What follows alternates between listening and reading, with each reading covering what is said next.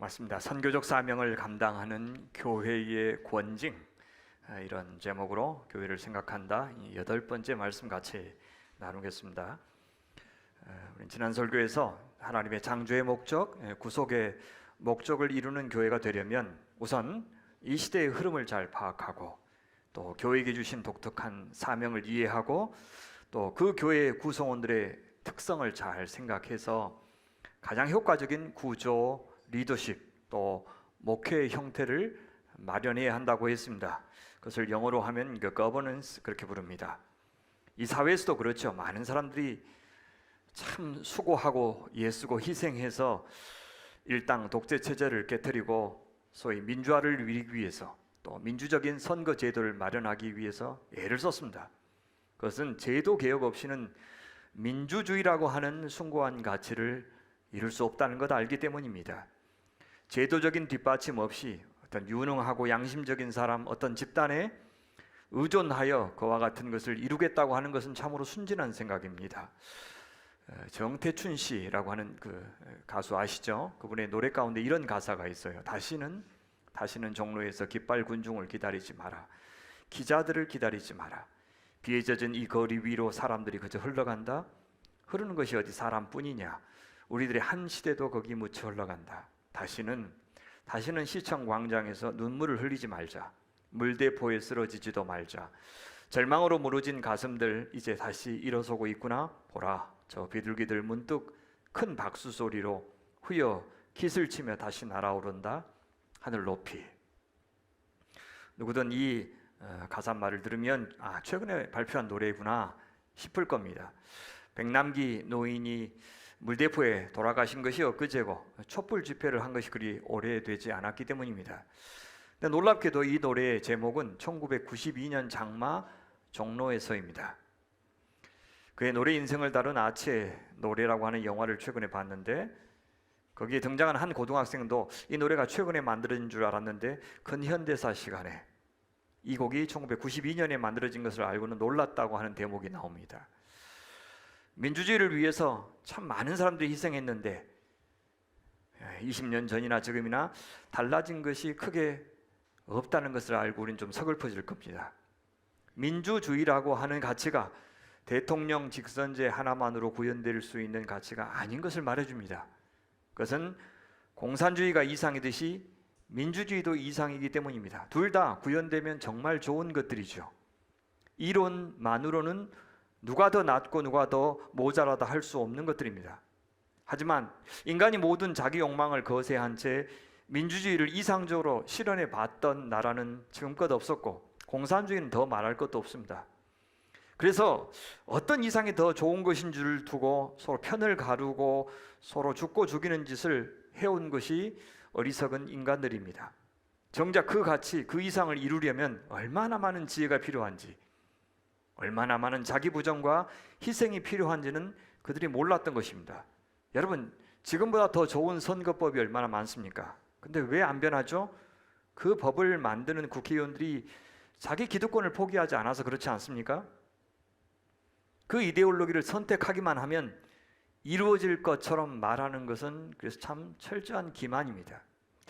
그래서 저도 교회를 하면서요, 죄만 아니라면 무슨 일을 할 것인지를 두고 다투지는 않습니다. 우리 장로님들이, 실행위원들이 한 마음으로 정해 주시기만 하면 그것을 잘 해내기 위해서 그 후에 우리가 할 일이 더 많고 그것이 오히려 더 중요하기 때문입니다. 자기 뜻대로 하기로 결정되었다고 해서 그대로 될 것이라고 여기는 것은 얼마나 큰 착각이고 오만입니까? 이상은 이상이고 가치는 가치입니다. 이 이상과 가치를 실현하기 위해서 우리는 참으로 지혜로운 전략이 필요하고 제도가 필요하고 인사관리와 재정관리와 리더십이 필요한 것입니다. 제도가 없다면 아예 그 이상이나 가치 근처에도 못 가겠지요. 그러나 제도를 이상화해서는 안 됩니다. 끊임없이 이상적인 가치를 위해서 제도도 리더십도 새롭게 만들어가야 합니다.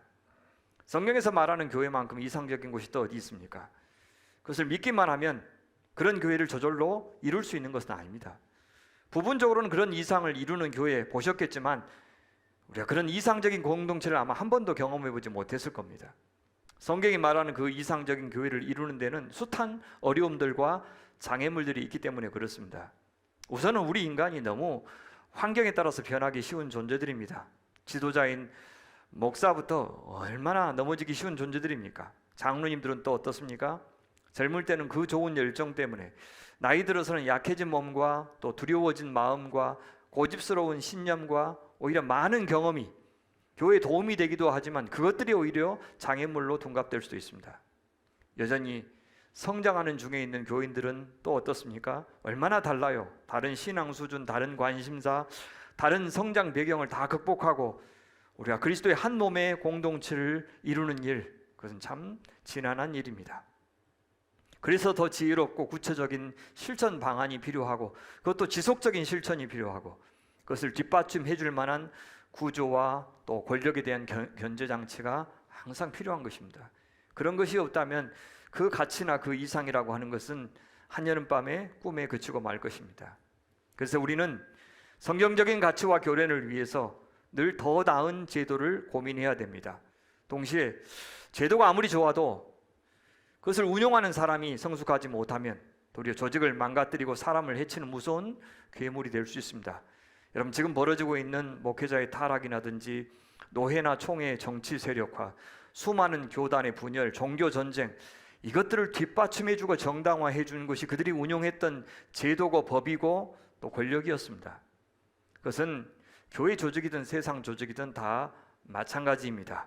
지금 우리는 장로님 기도해 주신 대로 검찰 권력과 경찰 권력이 줄다리기를 하고 있는 그런 장면을 보고 있습니다. 검찰을 장악한 정치 권력이 이제 그 수하에 경찰까지 두기 위해서 저렇게 안간힘을 쓰는 것이죠. 지금의 야당이 주도해서 검찰의 수사권과 기소권을 분리하는 법안을 마련했는데, 지금 여당이 대통령 시행령을 가지고 그것을 바꾸려고 하는 것이 사실 이번 사건의 핵심 아닙니까? 저도 이제 검찰에게서 모든 수사 지휘권을 다 박탈하는 것에 대해서 깊이 우려하고 있지만, 그래도 제대로 시행해 보지도 않았는데 다시 과거로 회귀시키려고 하는 검찰 출신 권력자들의 시도에 불편한 심기를 거둘 수가 없습니다. 국민들을 바보로 알고 개돼지로 아는 발상이기 때문에 그렇습니다. 검찰과 경찰 모두 자기 권한만 주장하고 과거에 자기들이 그 권한을 남용했던 사례에 대해서는 충분한 반성이 없습니다. 검찰에 의한 국가폭력에 대해서 검찰이 얼마나 반성했습니까? 경찰은 또 어때요? 지난 이명박 박근혜 정부 시절에 과연 공정하게 정권에 휘둘리지 않고 권한을 행사해 왔는지에 대해서 돌아볼 수 있는 그런 기회가 있었으면 좋겠어요. 용산 참사를 똑똑하게 기억하고 있는데 또다시 대우조선의 경찰 특공대 파견을 검토했다는 소식을 듣고 오싹했습니다. 서해 공무원 비격 사건에 대해서 추가로 확인된 사실이 없는데도 정권이 바뀌었다고 결론을 바꾸는 해경의 항심한 자태를 보면서 지금 직을 걸고 싸우고 있는 경찰이 과연 이 정권 내내 이 모습을 유지해 줄 수 있을지에 대해서도 확신할 수 없습니다. 교회의 조직이 하나님의 뜻을 잘 이루는 교회가 되는데 분명 도움이 되겠지만, 동시에 목회자가 자기 마음대로 목회하고 당회가 지나치게 자기 권한을 강화하는 쪽으로 흐를 수도 있습니다. 반대로 목회자를 지나치게 견제해서 그가 소신껏 목회할 수 없도록 간섭하는 구조도 될 수 있다는 것을 기억해야 됩니다.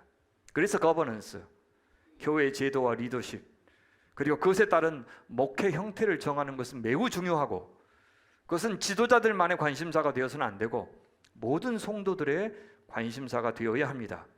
성도들은 지도자의 리더십을 존중하고, 지도자는 성도의 필요와 성도의 생각을 반영하기 위해서 늘 귀를 여는 교회가 되어야 합니다. 그럴 때 우리는 한 마음과 한 뜻으로 하나님의 뜻을 잘 알아듣는 교회가 될 수가 있고, 동시에 우리 성도님들은 더 자발성과 기쁨을 가지고 교회 안팎에서 실천하면서 행동하는 교회, 부지런하고 깨어있는 교회로 이 시대에 남을 수가 있는 것입니다.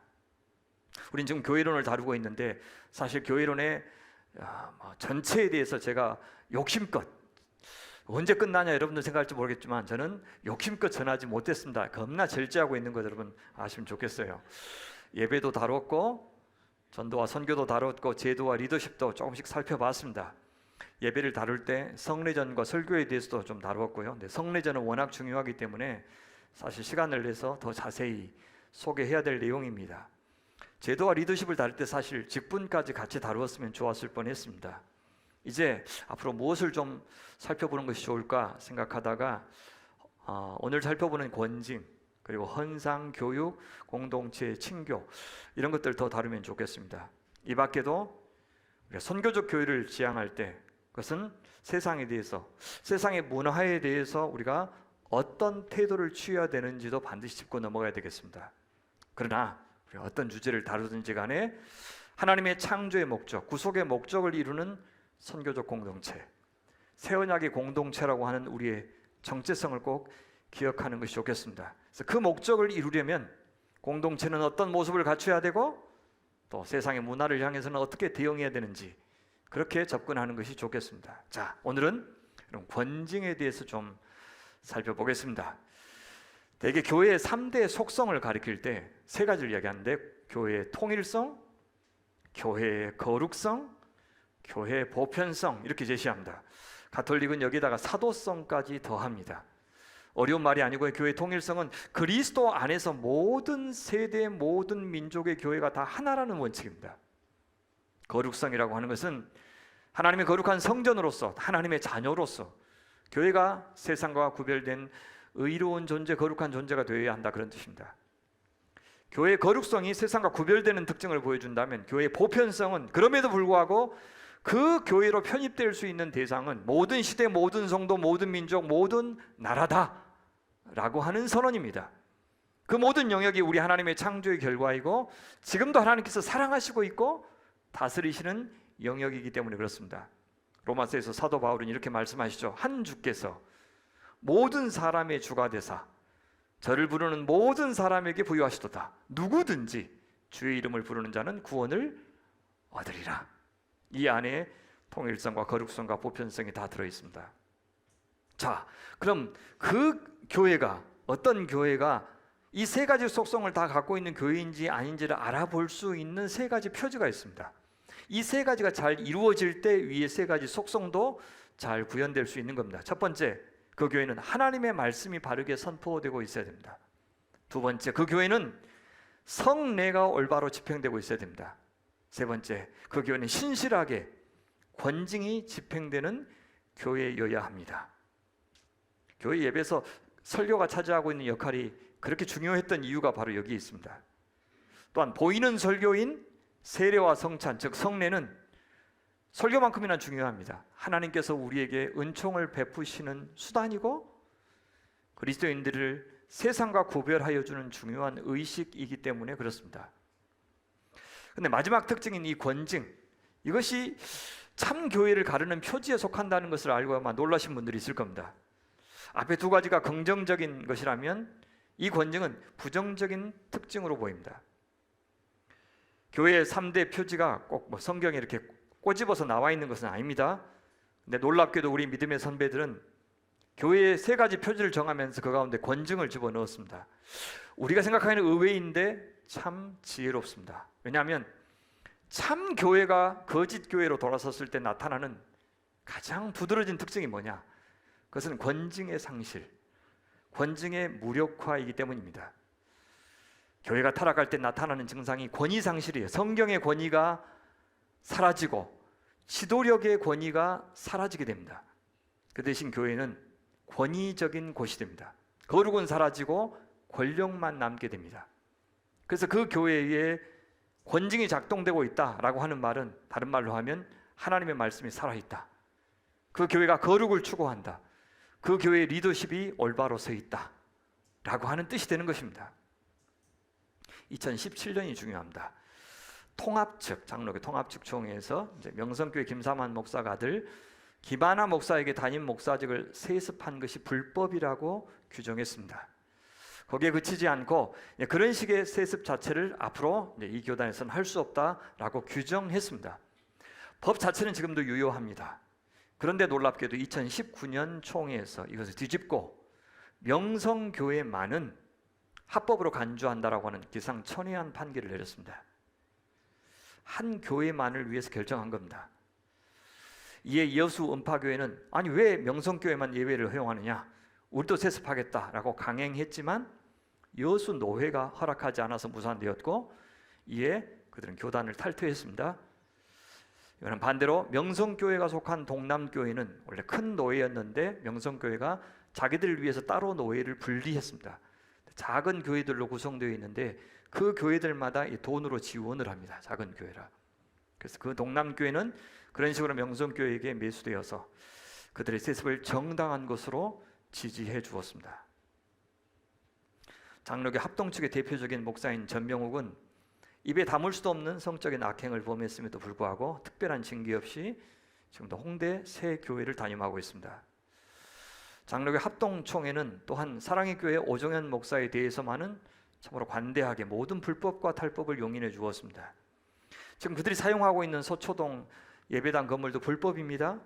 국가의 땅을 마음대로 점유한 상태이지만 서울시조차도 그 건물을 부수고 원상복구하도록 요구하지 않고 있습니다. 권력이 좋긴 좋습니다. 어쩌면 그들은 이것이 하나님께서 자신을 보호하고 계시다는 그런 사인으로 여기면서 하나님의 은혜에 감사하고 있을지 모르겠습니다. 가장 최근에 합동 측 인천 새소망교회의 김영남 목사의 두 아들들이 다수의 교회 여인들을 상대로 범죄를 저질러 왔고 결국 법원은 2심까지 그들에게 실형을 선고했습니다. 이를 잘 알고도 방치한 아버지 목사는 교단에서 전혀 처벌을 받지 않았고 교회에서 쫓겨났는데 다시 복귀를 시도하고 있습니다. 그 교회를 수습하고 있는 임시당회장 박성철 교수를 노예가 도리어 징계하기 시작했습니다. 도저히 상상할 수 없는 일들이 벌어지고 있습니다. 과연 21세기 그것도 교회에서 일어날 수 있는 일인가 믿기지가 않습니다. 위의 사례는 빙산의 일각입니다. 지금 젊은이들이 혹은 또 다수의 교인들이 교회에 염증을 느끼고 떠나는 것이 전혀 이상하지 않을 정도입니다. 제가 지금껏 예수님을 믿고 있지 않았다면 이 시대 교회만 보고서는 신앙을 갖고 싶은 생각이 들지 않았을 것 같습니다. 노예나 총회의 재판국이 돈과 권력을 떠나서 목사의 편만 들지도 않고 큰 교회 편만 들지도 않고 공정하게 일을 처리한다고 믿는 사람들은 많지 않을 것 같습니다. 한마디로 권징이 사라진 교회의 풍경입니다. 돈과 권력과 교회의 규모 앞에서 모든 것이 다 이해되고 용납되는 상황입니다. 그들은 사랑은 모든 허다한 죄를 덮는다는 말을 무척이나 좋아합니다. 하지만 그들은 공의와 정의의 하나님을 버린 채 반쪽짜리 하나님, 자신들이 가공한 하나님, 그래서 세상에는 안 계시는 그런 하나님을 믿는 자들에 불과합니다. 교회는 분명 하나님의 은혜로 새 언약의 백성이 된 사람들입니다. 이미 시작된 하나님 나라에 참여한 종말의 시대 하나님 나라의 대사관이 교회입니다. 참으로 영광스러운 주님의 성전이요 그리스도의 몸입니다. 그것은 엄연한 사실입니다. 그런데 동시에 또 하나 우리가 반드시 직면해야 되는 사실이 있습니다. 무엇입니까? 바로 이 사실 때문에 우리는 이상적인 교회론에 마냥 취해 있어서는 안 됩니다. 이 시대를 다스리는 왕은 사탄이고 사탄은 우리보다 압도적으로 강하고 우리는 아직 온전하지 못한 존재들이고 그래서 세상을 사랑하고 세상의 유혹과 핍박에 언제든 넘어질 수 있고 넘어지기도 했던 연약한 사람들이라는 사실, 이것이 엄연한 현실입니다. 이 사실을 부인했을 때 우리는 하나님의 은혜를 의지하기보다 자기 의에 사로잡히는 사람이 되고 맙니다. 우리는 잘 하다가도 얼마든지 넘어질 수 있고 넘어지기도 했습니다. 욕심을 부릴 수도 있고 더 좋은 길이 무엇인지 알면서도 가지 않을 수 있는 사람들입니다. 불의에 침묵하여 부당한 이익을 기대할 수도 있고 불이익이 두려워서 저항하지도 않는 사람이 될 수도 있습니다. 우리는 그래서 참 여러 가지 방법으로 우리가 더 좋은 사람, 더 좋은 공동체, 더 좋은 일꾼이 되기 위해서 노력해야 되지만 동시에 역시 많은 방법으로 가진 예를 쓰면서 죄를 이기고 죄에서 돌아서고 또 죄에서 누군가를 돌이키도록 도와주기 위해서 애써야 하는 그런 사람들입니다. 무슨 뜻입니까? 권징이 교회를 교회되게 하기 위해서 반드시 필요하다는 뜻입니다. 여러분 누구든 싫은 소리 하는 거 듣기 싫어하죠? 가장 사랑하는 아내의 잔소리마저 듣기 싫지 않습니까? 자신의 명백한 치부가 드러나는 것은 더 안 좋아합니다. 그래서 우리는 나나 상대방의 연약함과 죄에 대해서 그냥 눈 감은 채 좋은 게 좋다는 식으로 지나가기를 바라죠. 부정적인 이야기 그만하고 좀 밝고 긍정적인 이야기만 하자 그렇게 말하죠. 겉으로는 잘 지내는 것 같고 친한 것 같이 보일지도 모르겠지만 참 심각한 겁니다. 자신의 아주 심각한 몸 상태를 잘 알고 있는 의사한테 나한테 부정적인 말 하지 마십시오. 좋지 않는 검진 결과, 고통스러운 치료 과정에 대해서 일체 말하지 마십시오. 저 그런 이야기 듣기 싫습니다. 그렇게 말하는 보호자나 환자가 있다고 생각해 보십시오. 참 무지하고 무모한 사람이죠. 직면하기 불편한 말을 할 수 없는 관계는 사랑의 관계가 아닙니다. 그 말은 사랑할 때만 굳이 불편함을 감수하면서 싫은 소리 할 수 있다는 뜻입니다. 권증을 위해서 필요한 것은 친한 관계가 아니라 사랑의 관계입니다. 제가 성도들과 친하게 지내고 싶은 마음이 있지만 의도적으로 거리를 두는 이유가 그것입니다. 우선은 성도들이 저의 연약함을 보고서 충분히 해명되지 않는데 어떤 면만 보고서 실망해서 제가 전하는 하나님의 말씀을 권위 있게 진실한 말씀으로 듣지 못하게 될까 염려되기 때문에 그렇습니다. 위선적인 사람은 되고 싶지 않지만 그렇다고 해서 일일이 뭔가를 해명하고 설명해야 되는 관계도 되고 싶지 않아서 그런 겁니다. 그러나 더 중요한 이유가 있습니다. 제가 성도들과 너무 친하면 성도들이 잘못하고 있을 때 소신껏 그 잘못을 가르쳐주기가 어렵습니다. 그 영적인 태만을 중단할 수 있도록 제가 담대하게 권면하지 못할까 봐 염려되어서 거리를 두는 겁니다. 하나님과 성도의 영적인 관계보다 나와 그 성도의 인간적인 관계를 더 고려하게 될까 봐 제가 의도적으로 멀리하는 겁니다. 어떤 분들은 목사도 인간인데 연약함 굳이 감출 필요가 있느냐 그런 식으로 말씀하시고 싶기도 할 겁니다. 실제로는 제가 너무 인간미 넘치는 목사가 되면 여러분들은 목사 한 사람을 잃게 될지도 모릅니다. 성직자가 무슨 따로 있느냐, 성직자 없다고 하지 않았느냐, 우리 다 제사장이지 않느냐, 목사님도 우리가 똑같은 평신도라고 하시지 않았습니까? 예, 틀린 구석이 없는 말입니다. 근데 이 사실이 실제로 구현되려면 모든 사람들이 제사장으로서 다 성숙해야 됩니다. 실제로는 그렇지 않습니다. 눈에 안 보이는 하나님과 우리 하나님의 말씀의 권위가 교회에 바로 세워지기 위해서, 권징이 살아있는 교회가 되기 위해서 눈에 보이는 사역자인 저는 할 수 있는 모든 노력을 다 기울일 겁니다. 제가 전한 대로 살기 위해서도 애쓰고 더 잘 전하기 위해서도 애쓰고 필요하다면 지금보다 더 친절해지고 필요하다면 지금보다 더 고독하고 외로운 자리도 마다하지 않을 것입니다.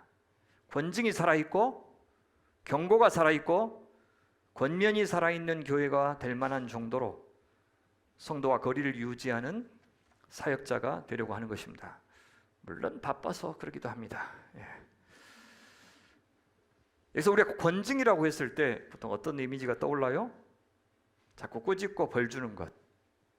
그렇죠? 그래서 교인 자격을 박탈한다거나 수찬 정지, 성찬 참여를 금지시킨다거나 혹은 심지어 출교까지 떠올리기도 하겠죠. 물론 그것도 있습니다. 그러나 권징이라고 하는 영어 표현이 디스플린입니다.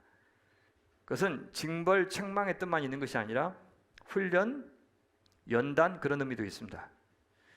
권징의 궁극적인 목적이 무엇인지를 생각할 때 우리는 이 훈련이나 연단의 의미를 놓치면 안 되겠습니다. 그래서 성경에도 이제 권징의 사례들이 많이 나오는데 그래도 무엇보다 하나님의 권징만큼 우리가 본받아야 될 권징은 없습니다. 하나님께서 우리 권징하시는데 어떻게 해요? 말씀을 통해서 또 사람을 보내서 선자들 통해서 공동체를 통해서 자연 재난을 통해서 개인적인 고난을 통해서 상실과 아픔을 통해서 혹은 이웃 나라들을 통해서도 자기 백성을 권징하십니다. 그래서 잘못을 일깨워 주시기도 하고 주위에서 돌이키게 하시기도 하고 무엇보다 하나님을 알게 해주셔요. 우리 하나님이 그렇게 작고 하찮은 존재가 아니다. 하나님의 능력과 지혜를 알게 해주시고 또 우리를 향한 하나님의 사랑과 은혜를 알게 해주시는 것도 바로 권징의 목적입니다. 한마디로 우리 하나님이 살아계신 분인 것을 알게 해주는 일, 그래서 하나님의 존재감이 우리 개인에게 우리 공동체 안에 또렷해지게 만드는 일, 그것이 바로 권징인 것입니다. 그래서요 성경에 이제 하나님의 권징을 받는 사람들이 나타나는데 그것이 완전히 버림받은 사람인지 아니면 경고를 하기 위한 징계인지 그것을 우리가 구분하기 어렵습니다. 가령 그 사울 그 죽음이 비참하지만 사울이 그렇게 비참하게 죽은 것이 그래서 구원이 없어진 것인가 아니면 경고를 받은 것인가? 마지막에 그가 돌이킨 것인가 아닌가? 삼손은 또 어떤가? 그것을 우리가 판단하기 어렵습니다. 그와 하나님과의 관계는 그 둘 사이만 아는 문제입니다. 하지만 권징하시는 하나님의 속성, 그분이 권징하시는 동기만은 우리가 분명히 알아야 합니다. 황금 송아지 하나님을 만들었던 이스라엘 백성들 기억하시죠? 모세가 용서해달라고 하나님 앞에 이제 중보기도를 합니다. 그래서 하나님께서 대답하셔요. 용서하기로 하십니다. 그러면서 자기 성품에 대해서 저렇게 말씀하셔요. 우리 한번 하나님이 스스로 자기를 어떤 분이라고 정의하시는지 한번 읽어볼까요? 같이 읽어보죠. 우리 6절부터 시작. 여호와께서 그의 앞으로 지나시며 선포하시되 여호와라 여호와라 자비롭고 은혜롭고 노하기를 더디하고 인자와 진실이 많은 하나님이라 인자를 천대까지 베풀며 악과 과실과 죄를 용서하리라. 그러나 벌을 면제하지는 아니하고 아버지의 악행을 자손 3, 4대까지 보응하리라. 아버지의 악행을 3, 4대까지 보응한다는 말은 연좌제 한다는 말이 아닙니다. 한 집안에 3, 4대까지 같이 살아요. 그래서 아버지의 죄의 영향력이 3, 4대까지 같이 미치게 되겠죠. 벌을 받아도 한꺼번에 3, 4대까지 같이 받는 것을 말합니다. 여기 보면 우상 숭배에 참여한 이 백성 전체를 포기하지 않으시는 하나님의 사랑의 성품도 나오고, 이런 은혜와 경고에도 불구하고 다시 거역하는 자들에게 얼마나 혹독하게 징계하실지에 대해서도 말씀하셔요. 우리는 권징을 생각할 때 이 하나님의 속성을 둘 다 기억하는 것이 중요합니다. 용서라고 하는 것이요, 아예 그 죄를 드러내는 것, 거론하는 것조차 하지 않는 것을 의미하지 않습니다. 죄를 방조하거나 묵인하는 것이 용서가 아니라는 뜻입니다. 아니, 자기가 죄인 것도 모르고 죄를 짓는데 그 사람에 대해서 가만히 있으면 그것이 어떻게 사랑이 됩니까? 사랑이 아닌 용서는 용서가 아닙니다. 앞서 성경 봉독해 주셨던 그 히브리서 말씀도 아버지 하나님의 권징에 대해서 잘 말씀해 주고 있어요. 권징이 하나님과 우리 사이의 사랑의 관계를 보여주는 확실한 증거라고 이야기하죠. 권징은 죄인을 향한 하나님의 사랑에서 나온 것이다. 권징이 없다는 것은 그것은 사랑하지 않는 것이다라고 분명히 말해주는 본문이에요. 그러면 권징을 받는 우리 합당한 태도가 무엇입니까? 우리 육신의 아버지가 우리를 징계하여도, 권징하여도 그 말입니다. 디서플린하여도 그래서 감사히 여기면서 공경하거든 하물며 모든 영의 아버지께, 우리를 권징하시는 아버지께 더욱 복종하면서 살려고 해야 마땅하지 않겠느냐라고 이야기하죠. 그래서요, 권징이 참 아름답게 잘 시행되었을 때 놀랍게도 어떤 결과를 가져온다고 이야기합니까? 마지막에 있죠. 무릇 징계가 당신은 즐거워 보이지 않고 슬퍼 보이나 후에 그 권면을 잘 받으면 그로 말미암아 연단받는 자들은 의와 평강의 열매를 맺느니라. 그렇게 하나님이 징계하시지만 사실 공동체를 통해서 하시죠. 그렇다면 참다운 교회가 권징을 바르게 하면, 또 권징을 성도들이 잘 받으면 관계가 깨지는 것이 아니라 도리 의의 열매, 평강, 샬롬의 열매가 맺힌다라고 이야기해요. 공동체 열매입니다. 공동체가 더욱더 불의를 멀리하게 되고 공동체에 참된 평화가 찾아온다라고 이야기해요. 이것이 권징의 효과고 권징의 목적입니다. 권징의 목적을 조금 자세히 말씀드리면 소극적인 목적과 적극적인 목적이 있어요. 소극적인 목적은 죄를 바로잡는 것에 있습니다. 죄를 짓고자 하는 의도를 간파하고 미리 막는 데 목적이 있습니다. 그래서 공동체가 죄가 확산되지 않게 하고 죄 짓는 일을 가볍게 생각하는 문화가 생기지 않게 만들어주는 것이 권징의 목적이에요. 권징의 적극적인 목적은 뭐냐? 우리를 거룩한 사람이 되게 하고 거룩한 공동체가 되게 하는 데 있어요. 하나님 나라와 하나님의 거룩과 하나님의 의에 대한 기준을 우리 성도들 사이에 확 높여줘서, 그래서 성도들이 사람을 향해서 하나님을 향하여 예의를 다하고 또 외경심을 유지하게 만들고, 그래서 궁극적으로는 사랑으로 하나가 되는 샬롬의 공동체를 만드는 것이 권징의 목적이에요. 권징은 그렇게 개인과 공동체 모두를 향하고 있죠. 병을 고치는 일보다 더 중요한 것이 예방 아닙니까? 아이들 키울 때 아이들을 어떤 아이로 키울까 이렇게 고민하다가 아이들이 자기 몸 상태를 좀 잘 알아서 스스로 먹는 것을 절제할 수 있고, 또 자기가 어디가 아프면 금방 감지할 줄 아는 아이, 자기 몸에 대해서 좀 민감한 아이. 그래서 피곤하면 막 억지로 참고 뭐 하지 않고 쉽게 자러 가는 아이, 그런 아이로 키워야 되겠다라고 생각을 했어요. 저는 믿음의 공동체 안에서도 그리고 영적으로 하나님을 향해서, 다른 지체들 향해서, 또 세상을 향해서 그렇게 예민하고 민감한 그런 사람이 되도록 분위기를 만들어주면 서로가 서로를 지키고 보호해주는 그런 안전한 공동체가 될 수 있다고 생각을 했어요. 그것이 권증의 중요한 목적인 것입니다. 그래서요, 권증이 이렇게 중요해요. 개인의 운명, 공동체의 운명을 결정할 만큼 권증이 되게 중요하니까 우리가 어떤 원리를 잘 지키는 것이 참 중요합니다. 저는 세 가지 원리 정도로 제안하고 싶어요. 첫 번째, 권증은 엄격하게 그러나 책임성 있게 해야 됩니다. 이게 권증이 필요한 사안인지를 따지는 단계부터 시작해서 권증의 방법에 이르기까지 공동체는 정말 많은 기도를 해야 되고 수기를 거쳐야 됩니다. 그래서 가장 적합한 방법을 찾을 것이 아니라 공동체에게만 좋은 방법이 아니라 그 권증을 받는 사람, 그 당사자에게 뭐가 좋을까? 그걸 잘 생각해야 돼요. 둘째, 너무 당연한 말이지만 권증은 철저하게 사랑의 원리로 해야 됩니다. 저는 그렇지 않는 경우를 참 많이 봤어요. 교회 안에서 권증이요, 좀 보기 불편한 사람들 제거하는 용도로 사용되는 것을 봤다는 겁니다. 그래서 권증이 더는 효과가 없어지게 된 여러 가지 이유가 있는데, 그 중에서 하나가 죄를 너무 가볍게 여기는 문화가 생겼기 때문이고, 또 권증을 남발해서 부당하게 사랑이 없이 그 권증을 했기 때문에 당연히 그런 일을 겪으면 반발하고 교회를 떠나서 그냥 교회를 옮겨버립니다. 그래서 사람들이 교회에서 권증을 해도 나를 위한 것이구나 생각하고 받아들이는 문화가 점점 없어진 것입니다. 그래서 권증은 셋째, 공평하게 해야 됩니다. 동기, 과정, 방법에 치우침이 없이 몇몇 지도자만 결정할 것이 아니라 온 공동체가 합의해서. 칼빈도 권증에 대해서 말씀하신 적이 있는데 뭐라고 그러냐? 교권을 행사하는 소수의 전행에 의해서 권증해서는 안 되고, 모든 교인들이 동의하고 또 교회 주인 되시는 그리스도께서도 당연히 징계하리라고 확신하시는 사안으로 제안해야 된다.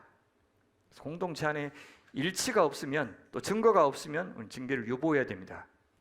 또 권증을 실제 시행하는 과정에서는 범죄의 경중과 사안에 따라서 다양하게 융통성 있게 창의적으로 접근할 필요도 있습니다.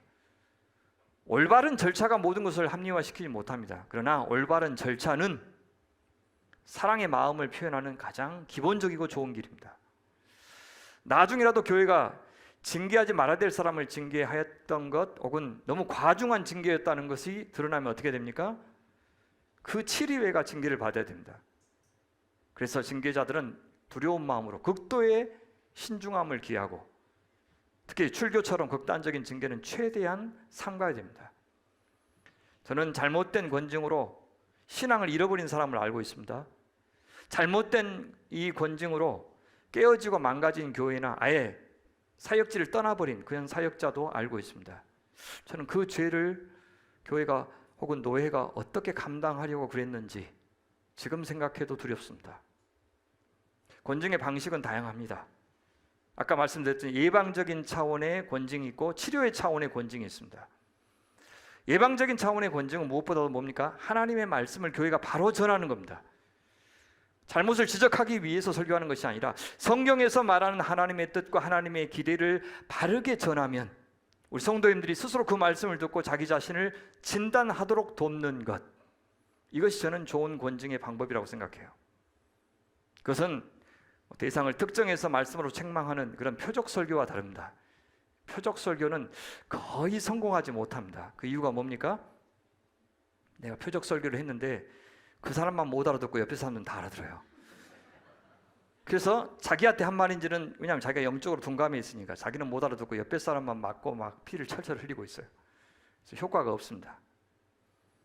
저는 공동체 안에 말씀을 서로 나누는 문화가 정착되면 그것보다 더 좋은 권증이 없어요.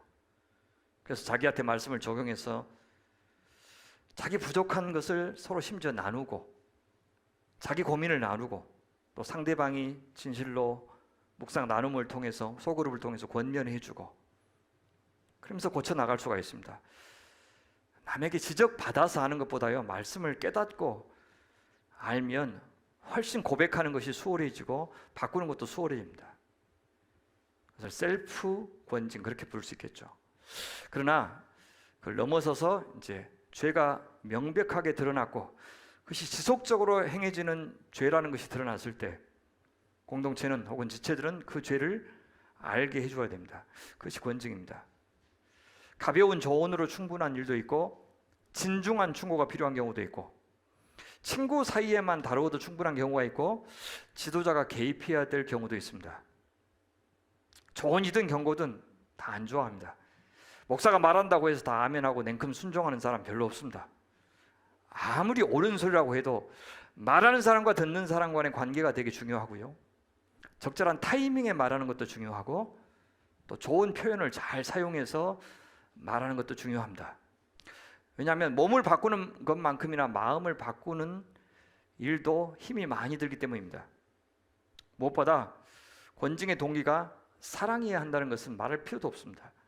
논리만큼이나 우리의 감정이 출렁거려야 권징의 효과가 있습니다. 머리 날아도 가슴이 안 움직일 때가 있지 않습니까? 하나님을 사랑하고 교회를 사랑하고 내가 너를 사랑한다, 그 동기만 충분하면 무슨 말을 해도 좋은 것이 아닙니다.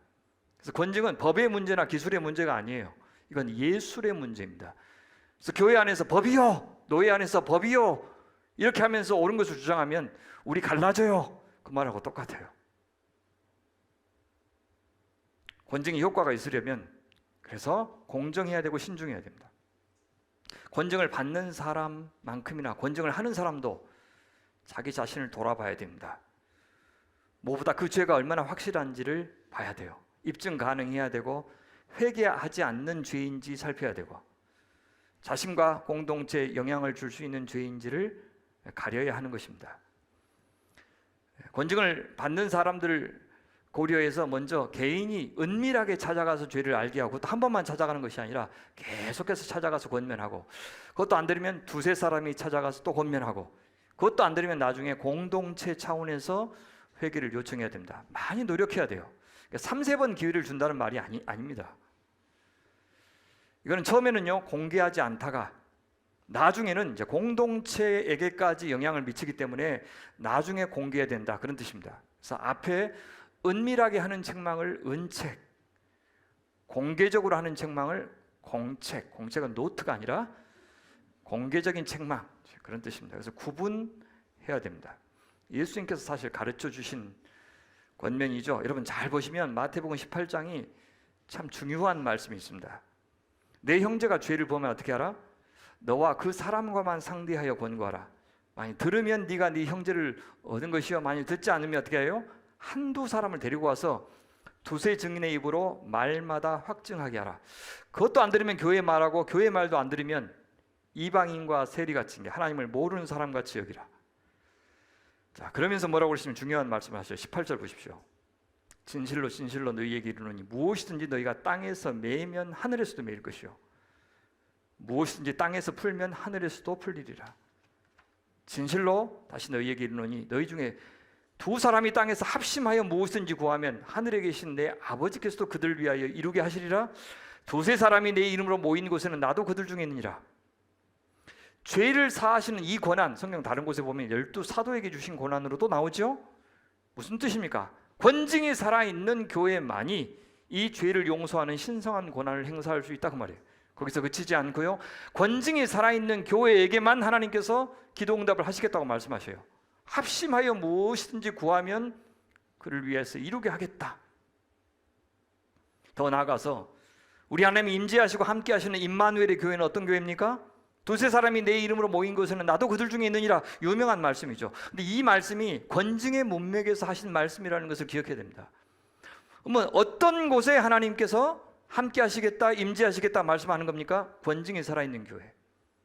그렇죠. 거룩한 교회, 의로운 교회, 우리 하나님을 두려워할 줄 아는 교회, 하나님을 가운데 모실 수 있는 교회만이 그들의 기도가 응답되고 그들 가운데 내가 함께 하겠다, 임마누엘 하겠다, 이렇게 약속해 주셨다는 것을 기억해야 됩니다. 많은 사람이 세게 기도하면 들어주신다고 말씀하지 않으십니다.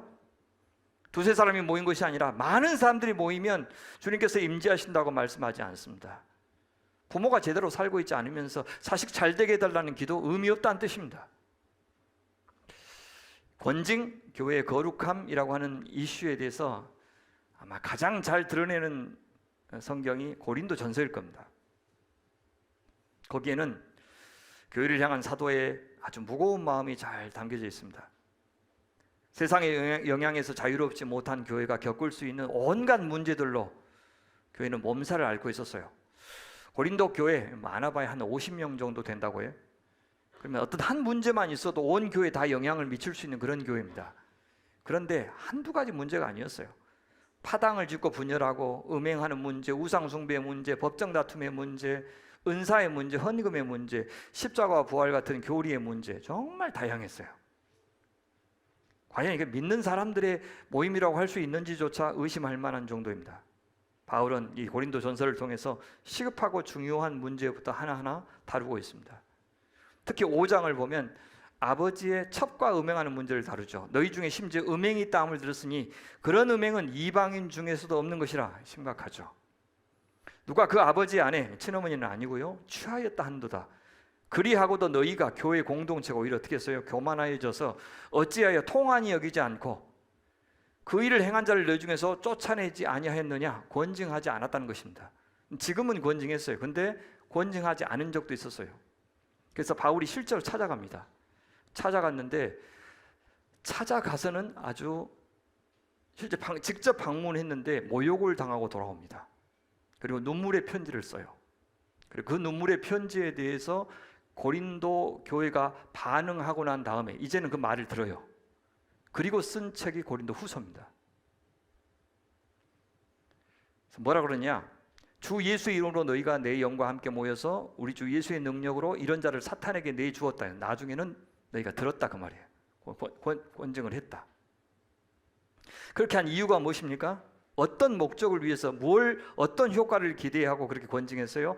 이는 육신은 멸하고 영은 주 예수의 날에 구원을 받게 하려 함이라.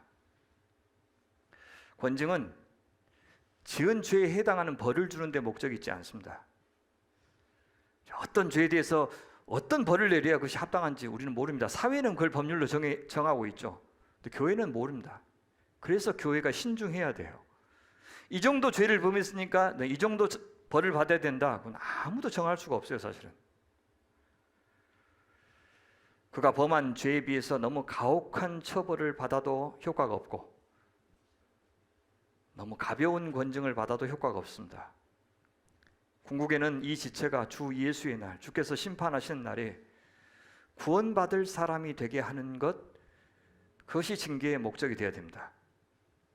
권징이 죄의 용서나 구원과 관련이 있다는 사실을 안다면 우리는 더욱 두려운 마음으로 아마 권징하게 될 겁니다. 이 권징이 공동체에게 미치는 영향에 대해서 사도는 분명히 말하죠. 너희가 자랑하는 것이 옳지 아니하도다. 적은 누룩이 온 덩어리에 퍼지는 것을 알지 못하느냐. 음행을 관대하게 생각했고 심각하게 여기지 않았다고, 심지어 자랑했다고 말하죠. 교회 안에서 예비군 훈련장에서나 들을 수 있는 음담 패스를 주고받는다면 어떻게 되겠습니까? 교회가 학원 정보나 주식 정보나 부동산 정보를 주고받는 곳으로 전락한다면 어떻게 되겠습니까? 어디까지 용납될 수 있는지 누가 정합니까?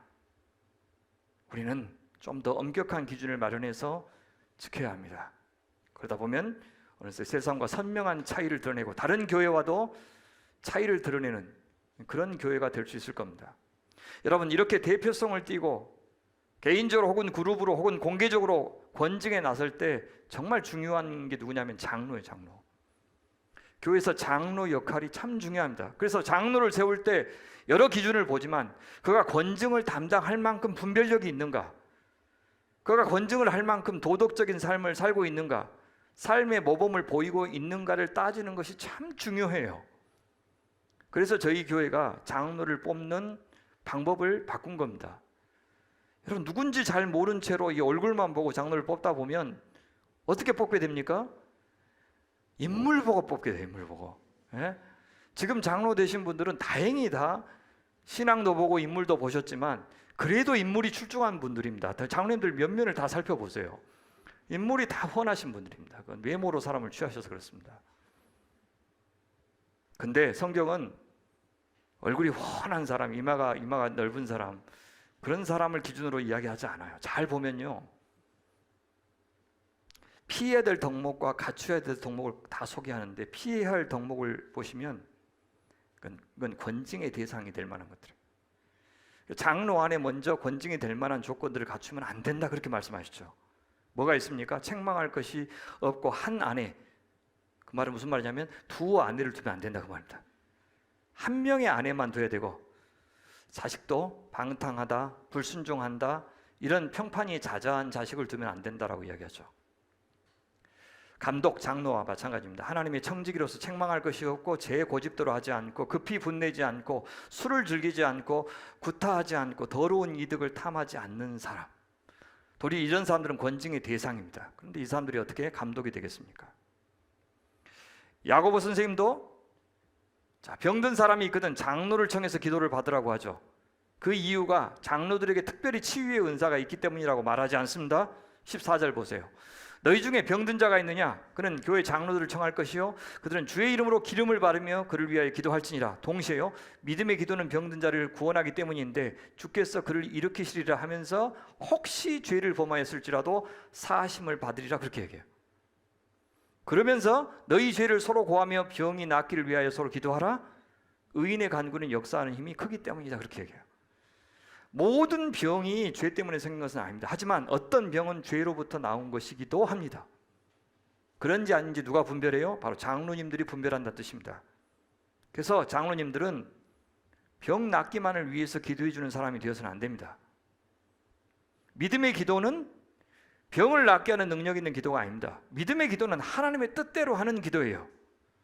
병든 사람이 듣기 좋은 기도가 아니라 하나님이 듣고 싶어 하시는 기도가 믿음의 기도입니다. 그래서 저도 병문안 가서, 병원 가서 기도할 때 기도하죠. 이 병이, 이 아픔이 어디서 나왔는지, 혹시 이 아픔을 통해서 하나님이 뭘 주시려고 하는지를 같이 기도합니다. 그래서 겉으로는 어떻게 해요? 하나님 빨리 낫게 주십시오 하지만 속으로는 어떻게 해요? 어떤 사람은 좀 오래오래 두십시오. 애 좀 많이 먹여서 하나님 자신을 좀 돌아보고 하나님 앞에 더 가까워지도록 좀 도와주십시오. 그렇게 기도할 수 있겠죠. 그게 믿음의 기도예요. 그게 역사하는 힘이 많은 의인의 기도예요. 그러니까 병 난 것보다 훨씬 더 중요한 것이 뭐니까? 하나님 앞에 돌아오는 거니까, 주님과 더 친해지는 것이니까. 그럴 수도 있겠죠. 그를 잘 분별하는 사람입니다. IPC의 한 장로님이 사별을 하셨어요. 혼자 지내시다가 재혼할 결심을 하셨습니다. 근데 그 재혼할 대상에 대해서 공동체가 잘 아는 사람이었어요. 그래서 그 장로님에게 신중하도록 요청했습니다. 그 장로님도 공동체 입장에 대해서 넉넉히 이해했습니다. 그런데 결국 장로님은 재혼하기로 선택했고, 자기는 공동체 건덕을 위해서 장로직을 내려놓기로 했습니다. 그렇지만 공동체와는 지금도 잘 교제하면서 지내고 있고, 우려한 일은 일어나지 않았고, 저에게도 가끔 연락을 해오고 있습니다. 재혼 자체는 죄가 아닙니다. 장로님이 불신자와 재혼하는 것에 대해서 공동체가 신중할 것을 요구한 것도 너무 과하지 않습니다. 영국의 IPC의 한 장로님은 지금 판사로 있는 굉장히 존경받는 분입니다. 근데 그분에게는 좀 기이한 취미가 하나 있었어요. 혼자 있을 때 여자 옷을 입고 화장하는 그런 취미가 있었어요. 그래서 동성애를 하시는 분은 아닙니다. 그 취향을 죄라고 해야 될지 모호합니다. 그렇게 하고 뭐 거리를 활보한다거나 그런 것도 아니니까 그냥 독특한 취향 정도로 여기면서 넘어갈 수도 있는 문제입니다. 하지만 이 사실이 리더십에 의해서 이제 알게 됐어요. 그러자 장로님은 설교하고 목양할 수 있는 권한을 스스로 내려놓았고, 공동체는 그것을 수용했습니다. 그분은 여전히 우리 RPC 공동체와 잘 지내고 있고, 우리 김북경 목사님은 그분이 평신도인데도 자신의 장례식 설교를 그분에게 맡겼습니다. 그래서 김북경 목사님 돌아가실 때 그 장로님이 설교하셨습니다. 책벌의 종류는 죄의 경중에 따라서 달라집니다. 현대 사회가 워낙 복잡하고 윤리적인 이슈들이 많아져서, 과거에는 이제 권징의 대상이 아니었던 것이 권징의 대상에 포함되기도 합니다.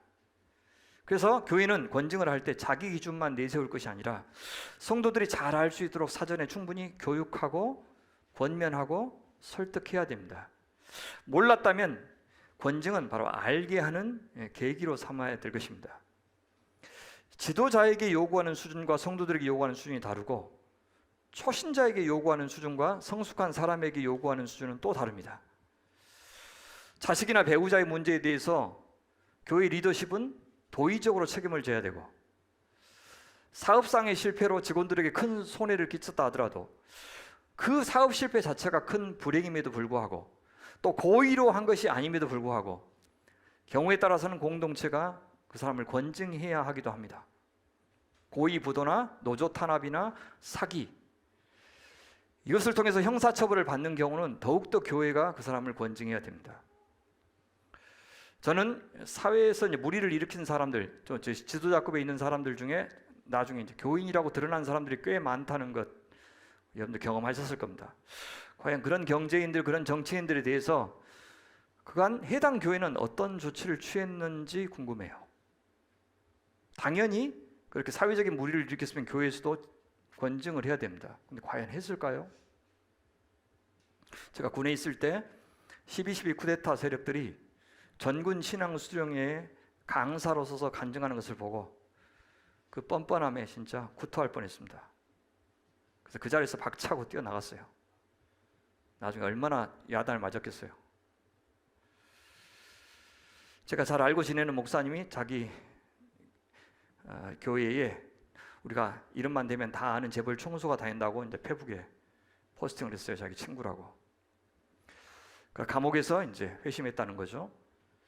아직 전 부인과 이혼 소송이 끝나지 않았는데도 같이 사는 그 파트너가 전도를 한 모양이에요. 같이 출석한다고.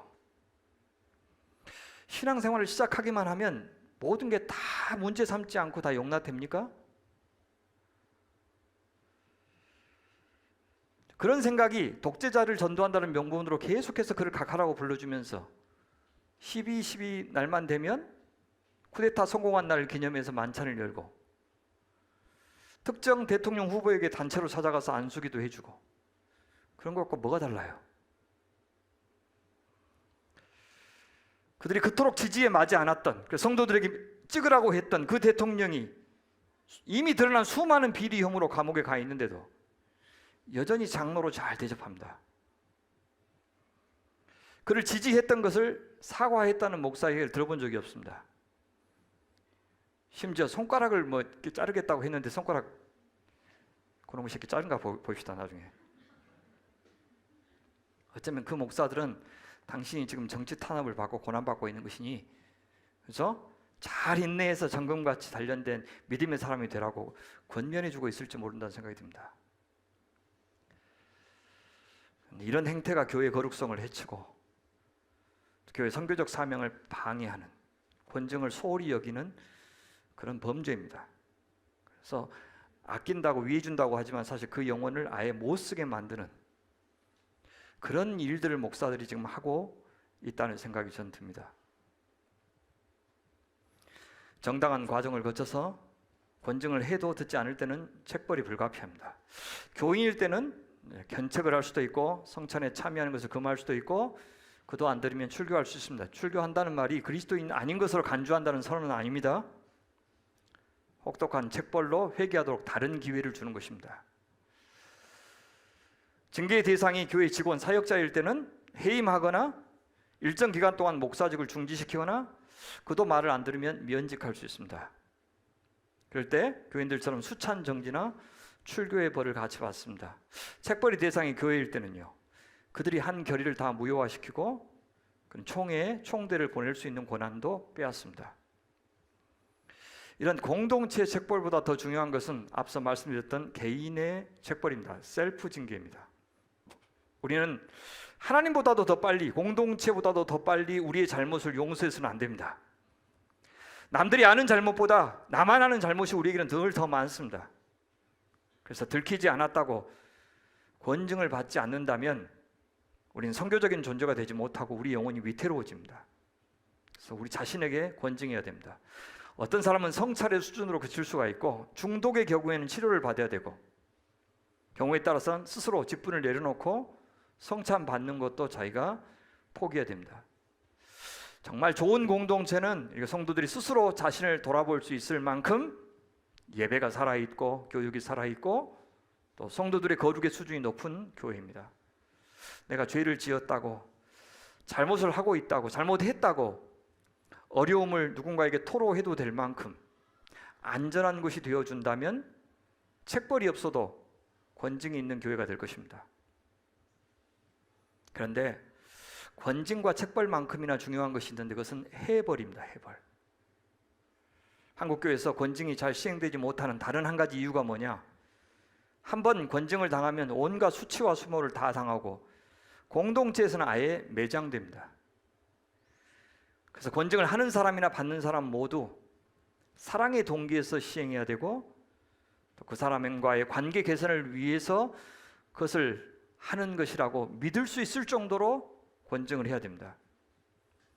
지금 SNS 상에서 한 20-30년에 신학교 시절에 했던 비행을 폭로하면서 그가 책을 내도 안 된다, 대형교회 집회에 강사가 되어서도 안 된다 이렇게 주장하는 사람들이 있어서 논란입니다. 풋내기 시절에 실수의 공소시효는 몇 년일까요? 그 사람을 해벌할 권한은 누구에게 있는 걸까요? 그래서 책벌만큼이나 해벌이 중요합니다. 벌을 받는 동안에도 그를 향한 사랑은 지속되어야 합니다. 책벌의 기간이 끝나면 따스하게 맞아주어야 합니다. 이 해벌과 회복의 대표적인 사례가 이 고든 맥도날드 목사님과 찰스 콜스 목사님입니다.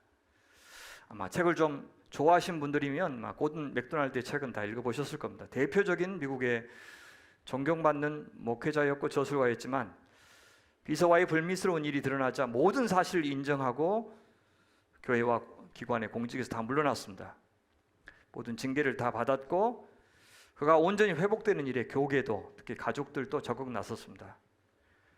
결국 지금 그는 다시 목회의 길에 들어섰고 책을 쓰기 시작했습니다. 그래도 그의 과거사를 문제 삼고 반대하는 사람은 하나도 없습니다. 제가 영국에서 학교 다니는 동안에 그 학교에 마침 사경의 강사로 오셨는데 두 분의 모습 어디에서도 과거의 문제가 떠오르지 않을 정도였습니다. 다른 한 사례가 찰스 콜슨입니다. 닉슨 워터게이트 사건의 핵심 당사자입니다. 그래서 감옥에 수감된 정신입니다. 그를 아까워한 교회의 지도자들이 그를 위해서 상담 그룹을 만들었습니다.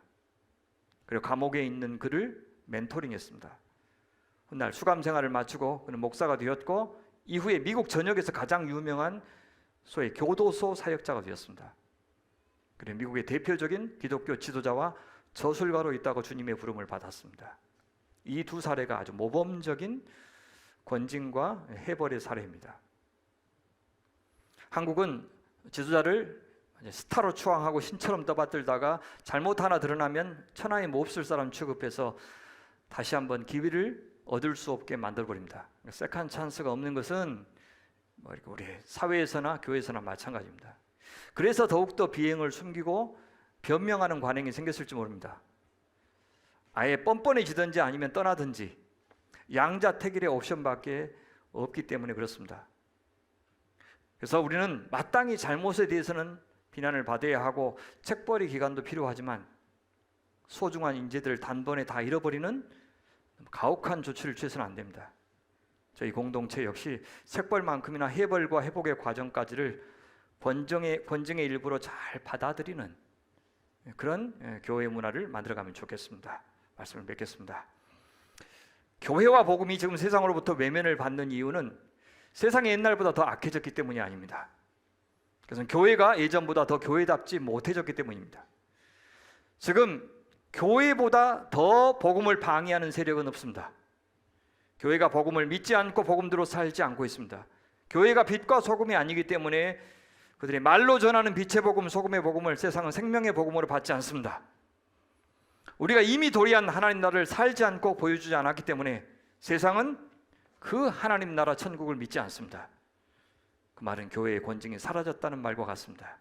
권위가 사라졌고 거룩이 사라졌고 대신 권력만 남았습니다.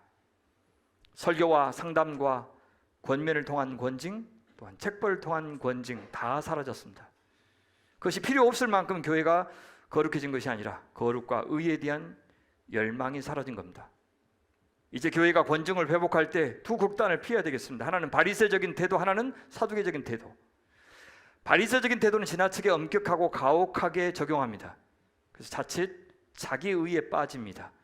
신사 참배를 거절하는 것은 좋은데 그것으로 자신의 교단을 두고두고 치장하는 것은 문제입니다. 교회는 자기를 돌아보지 않고 자꾸 세상에 대해서 자기가 잔소리하고 딴지를 걸고 비판하고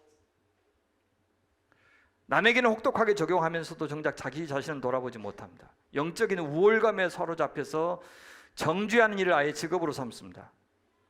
거룩한 공동체에 대한 갈망은 좋지만 첫사랑을 잃어버린 에베소 교회처럼 돼서는 안 되겠습니다.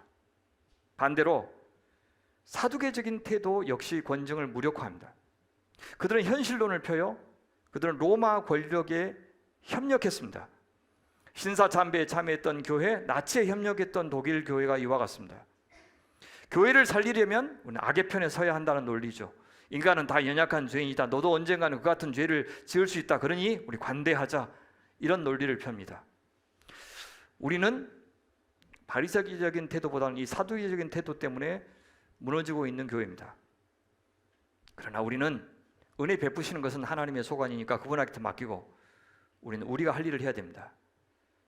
교회는 늘 남을 징계하는 것보다 자기 자신에게 스스로 더 엄격해야 됩니다. 공정하고 적절한 권징은 참 어렵습니다. 사안이 복잡하고 보는 입장에 따라서 다르기 때문입니다. 반드시 그 동기는 사랑이어야 하고 그 과정은 공정해야 됩니다. 동시에 교회의 권징이 아무리 적법하고 적절해도 내가 끝까지 그것을 억울하게 여기고 심지어 정당한 권징에 대해서도 회개하고 돌아보기보다는 그것을 공개하고 문제 삼은 교회를 원망하고 탓한다면 그 권징은 아무 의미가 없을 겁니다. 다만 그런 경우에라도 공동체에게는 경종을 울리는 좋은 케이스가 될 것입니다. 현실적으로는 좀 이렇게 형식적으로 보이더라도 지금 저희 교회 사역자들이 재신임을 공동체에게 묻는 것은 일종의 권징입니다. 공동체는 재신임을 하지 않는 방식으로 사역자를 권징하는 겁니다. 공동체의 눈을 의식하는 것이 하나님의 눈을 의식하는 실질적인 방법이 될 수 있습니다. 인기 투표로 전락하지 않도록 조심해야 되겠지만 그럼에도 불구하고 사역자 자신을 돌아보게 하는 한 방법이 될 수 있습니다. 명성교회나 사랑의 교회 사례처럼 당회나 노회나 총회 불의에 대해서는 누가 어떻게 권징해야 됩니까? 교회 안에서 권력자들의 권징은 또 얼마나 잘 되고 있을까요? 교회는 권징을 수용하는 대신에 수많은 교단으로 분열하는 것을 선택해 왔습니다. 힘없는 교인들을 권징하면서 힘있는 교인이나 상회를 권징하지 않는 길을 택했습니다. 이제 그런 교회의 행태를 우리는 바꿔나가기 위해서 사실 IPC가 한국에 생긴 겁니다. 책망을 하고 회개를 하고 용서를 빌고 용서를 하는 공동체, 바로 그곳에 하나님이 임재하십니다. 역설적으로 그렇게 우리가 잘못을 시인하고 한계를 인정하고 더 나아지기 위해서 정직하게 연약한 삶을 나누고 도움을 청할 때, 그래서 더 깊은 죄악과 중독으로 나아가지 않을 때, 그때 세상은 비로소 우리에게 희망을 찾을 것입니다. 겉으로는 거룩하고 의로운 척하지만 사실은 회칠한 무덤같이 속은 병들어 죽어가면서도 말만 근사하게 하고 자기 치부에 대해서는 지나치게 관대한 위선적인 종교 단체보다는 그렇게 겸손하고 자기 잘못을 인정하는 그런 교회에 세상은 더 희망을 가질 것이라고 생각합니다. 그러니 사랑하는 성도 여러분, 여전히 우리 부족하지만 그 방향성만은 분명히 가집시다. 책벌이 아니라 권징이 살아있는 교회가 하나님의 창조와 구속의 목적을 이루는 선교적 교회가 될 것입니다. 타협하고 길들여진 삶은 우리 교회의 증언을 흐릿하게 할 것입니다. 훈련과 연단이 없는 제자도, 권징이 없는 제자조는 상상할 수 없습니다. 주께서 오늘 또 다양한 사람과 상황을 통해서 저희를 바로 세우고자 하실 때 그 주님의 손길에 따라서 잘 빚어져가는 우리 소명의 공동체 되기를 바랍니다. 비록 그 손이 아프고 거칠더라도 주님의 손길에 온전히 우리를 맡겨서 주님 보시기에 좋은 사람으로, 좋은 공동체로 온전해져가는 하나님의 교회 다 되기를 간절히 바랍니다. 기도하겠습니다. 주님, 고맙습니다. 우리가 어떤 자식인지 잘 알면서도 오랫동안 기다려주시고 참아주시고 우리를 만져주시고 여러 말씀과 상황과 사람을 통해서 저희를 바로잡아 주신 것을 감사합니다. 하나님의 그 아들의 형상을 온전히 입을 그날까지, 주님 다시 오셔서 우리의 열매를 평가하실 그날까지 우리 함께 서로의 연약함과 잘못들을 품어주면서 정직하게 말씀 앞에서 우리 자신을 드러내면서 주님의 사람으로 온전하게 창조되어가는 좋은 공동체 되게 하여 주시옵소서. 주님께 의탁합니다. 도와주시옵소서. 예수님의 이름으로 기도하옵나이다. 아멘.